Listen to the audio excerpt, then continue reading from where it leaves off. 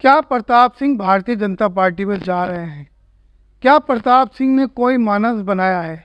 अब ये चर्चा जयपुर में आम हो गई है, क्योंकि लोगों में राजनीतिक गलियारों में किस तरीके की सुगबुगाहट है और लोग किस तरीके की बात कर रहे हैं। आपको बता दें, पूर्व मंत्री राजस्थान सरकार और कांग्रेस में कभी कद्दावर नेताओं की लिस्ट में शुमार था उनका नाम।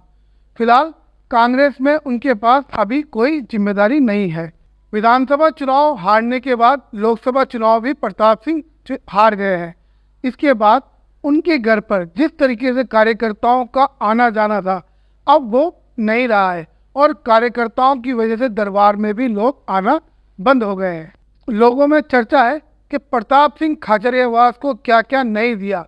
जिला अध्यक्ष बनाया, पूर्व सरकार में कैबिनेट मंत्री बनाया और जिस तरीके से कांग्रेस पार्टी ने कई बार टिकट दिए, लेकिन अब जो चर्चाएं हैं बेहद ही चिंताजनक है। प्रताप सिंह खाचरियावास को सिविल लाइन विधानसभा से हमेशा टिकट दिया जाता था, जहां राजपूत समाज का वोट बैंक 10 से 15 हज़ार है और राजपूत समाज से ज़्यादा वहाँ माइनॉरिटी अल्पसंख्यक समाज मुस्लिम समाज का वोट बैंक 40 से 45 हज़ार के बीच में है। बात क्यों निकली वो भी हम आपको बताते हैं। दरअसल मामला यह है कि प्रताप सिंह खाचरियावास अब घर बैठे हैं। कार्यकर्ता जिस तरीके से प्रताप सिंह से वो उम्मीद नहीं लगा रहा, जिस तरीके से कार्यकर्ताओं की पहले प्रताप सिंह उम्मीद पूरी कर दिया करते थे। बात रही सही कसर उनके पार्षदों ने भारतीय जनता पार्टी के अध्यक्ष सीपी जोशी से, वो भी भारतीय जनता पार्टी के कार्यालय में मुलाकात कर ये बात को चिंगारी जो है वो उसे हवा दे दी है। क्योंकि राजनीतिक गलियारों में लोग कह रहे हैं कि अगर उन्हें मिलना था, मुख्यमंत्री से मिलते भजन लाल जी से और यूडीएच मिनिस्टर से मिलते, मुख्य सचिव से मिलते या फिर किसी अधिकारी से मिलकर महापौर के खिलाफ अपनी बात रखते हैं। लेकिन भारतीय जनता पार्टी के कार्यालय में जाकर और प्रदेश अध्यक्ष से मुलाकात का क्या मायना है और उनकी क्या प्रदेश अध्यक्ष से डीलिंग हुई है, इन सभी बातों को अभी तो मार्केट में चर्चा ही है और किसी ने इसकी बात की पुष्टि नहीं की है। मामला यह है कि उनकी बनाई गई महापौर, अब उनके मामला यह है कि उनके द्वारा बनाई गई महापौर मुनेश गुजर अब उनको घास नहीं डालती या उनकी बातें जो उनके फरमान है उनको नहीं सुनती, अनदेखा कर देती है। बात यह है कि जयपुर शहर में 2 निगम बोर्ड बनाए गए थे जिसमें कांग्रेस का महापौर बनाया जाए, क्योंकि कांग्रेस का महापौर कई सालों से नहीं बनता था। सिर्फ ज्योति खंडेलवाल एक बार चुनाव जीती थी। पूर्व मुख्यमंत्री अशोक गहलोत की सोच कहें या विचार कहें वह अच्छे थे, क्योंकि वो राजस्थान के प्रमुख शहरों जहां कांग्रेस का बोर्ड नहीं बनता था, जयपुर, जोधपुर, कोटा, यहाँ निगम बोर्डों में किसी तरीके से कांग्रेस का बोर्ड बनाया जाए और मुस्लिम समुदाय को उचित प्रतिनिधित्व दिया जाए और मुस्लिम महापौर बन सके, जिससे मुस्लिम नेताओं को भी कहीं ना कहीं एडजस्ट किया जाए। लेकिन मुस्लिम नेताओं की आपसी खींचतान और वर्चस्व की लड़ाई कहे या फिर क्यों नई लीडरशिप डेवलप की जाए, उसी के तहत यह योजना उलझ गई थी।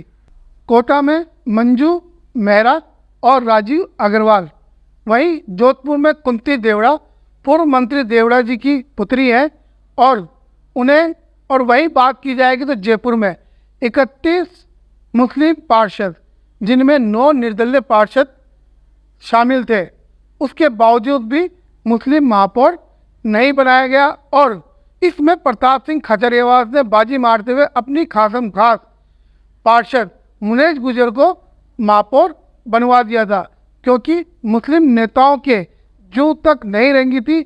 मुस्लिम उलेमाओं की बात कहें या मुस्लिम नेताओं की बात कहें, सड़कों पर आकर सभी ने प्रदर्शन किया था, अपने वक्तव्य जारी किए थे, लेकिन उस समय महापौर मुस्लिम नहीं बनाया गया था। मामला क्यों बिगड़ा?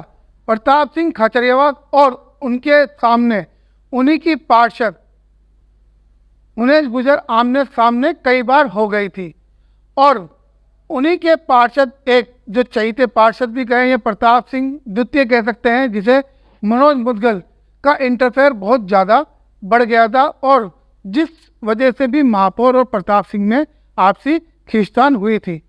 जयपुर नगर निगम में जो हेरिटेज है वहाँ एडिशनल कमिश्नर राजेंद्र वर्मा को लेकर मेयर और कैबिनेट मंत्री रहते हुए प्रताप सिंह आमने सामने भी हो गए थे।